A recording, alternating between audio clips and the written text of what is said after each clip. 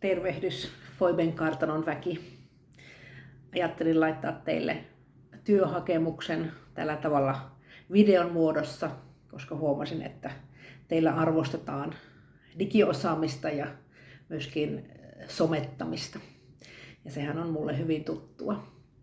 Mun nimi on siis Väisäsen Minna ja asun tällä hetkellä täällä Mäntsälässä, eli Foiben kartanoista noin puolen tunnin ajomatkan päästä. Mä tutustuin teidän nettisivuihin eilen ja katsoin muutamia videoita ja täytyy sanoa, että tulin kosketetuksi. Ihan herkistyin niistä haastatteluista, missä kävi ilmi teidän työpaikan arvot, miten te kohtaatte asiakkaita ja minkälaista henkilökuntaa teillä on. Ja se kolahti todella mun sisimpään ja sydämeen ja ajattelin, että tuo voisi olla sellainen työpaikka, jossa minäkin mielelläni tekisin töitä. Juuri se ihmisten kohtaaminen, aidosti elämistä heidän rinnallaan elämän viimeisinä vuosina, ajan antaminen kiireettömästi. Siinä yhdessä videossa oli ihana, kun mainittiin, että koskaan ei ole niin kiire, ettei ennätä kynsiä lakata.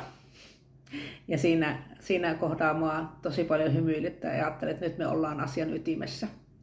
Pienet arjen asiat on ne, jonka puolesta minäkin liputan ihmisten hyvinvoinnissa. Mä oon koulutukseltani lähihoitaja ja sen jälkeen oon käynyt monta muutakin tutkintoa. Viimeisimmäksi mä oon toiminut lastensuojelussa, sitä ennen vajaa 15 vuotta yrittäjänä. Mä laitan tähän myöskin linkin mun YouTube-videoihin, YouTube-tilille, josta sitten saatte vähän enemmän tietoa, minkälainen mä olen ja mitä olen tehnyt silloin yrittäjänä ollessani. Varsinaista palkkatyötä mä en koskaan ole tehnyt vanhusten puolella, mutta siitä on paljon kokemusta vapaaehtoistyössä ja viimeisinä vuosina äitini myötä. Hän on ollut jo viimeiset 5 vuotta hoitokodissa ja sitä myöten on tullut hyvinkin tutuksi se työskentely siellä. Ja viime kerralla kun kävin äitiä siellä tervehtimässä ja mulla on tapana yleensä jututtaa siellä myöskin niitä toisia asukkaita, mummoja ja pappoja siinä ja yksi mummo sitten sanoikin, että sinä se oot hyvä muikuttelemaan. Ja jäin miettimään, että mitähän tämä muikuttelu tarkoittaa ja sanoinkin siinä niille työntekijöille, että tämä kuulostaa semmoiselta kehulta, että tämä minä laitan seuraavaan työhaastatteluun tai videolle mukaan ansioluetteloon. Kontekstista voisi päätellä, että se tarkoittaa ehkä jotakin tällaista taitoa jutella ihmisten kanssa, taitoa kohdata, olla seuraneitinä ja siinä arjessa mukana.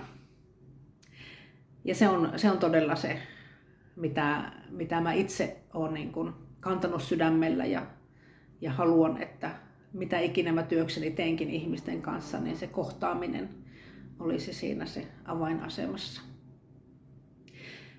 Mainitsitte myös tuossa teidän kotisivuilla, että toivotte henkilöiltä, jotka teille hakee töihin, että heillä olisi halua oppia. Ja sitä todella mulla on. Ja huomasin myöskin sieltä teidän videoilta, että oliko se Kirsi, joka oli opiskellut lähiesimieheksi työn ohessa. Ja muun muassa tällainen itseäni kiinnostaisi myös. Ja se oli yksi syy, miksi ajattelin, että hakisin mielelläni teille töihin. Teillä oli toivomus myöskin, että on halukas kehittämään omaa työtä ja työyhteisöä.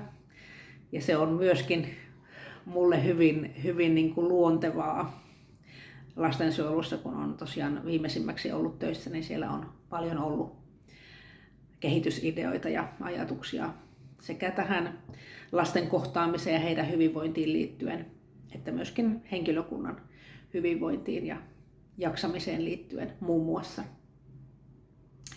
Eli näkisin, että täyttäisin teidän toivomuksia hyvinkin pitkälle, mitä te odotatte teidän työntekijöiltä. Mutta tässä lyhykäisyydessään tämmöinen pieni esittelyvideo ja tosiaan lisää saatte sitten niistä mun toisista videoista nähdä, minkälainen olen Ja toki laitan tähän sitten liitteeksi myöskin varsinaisen CV:n.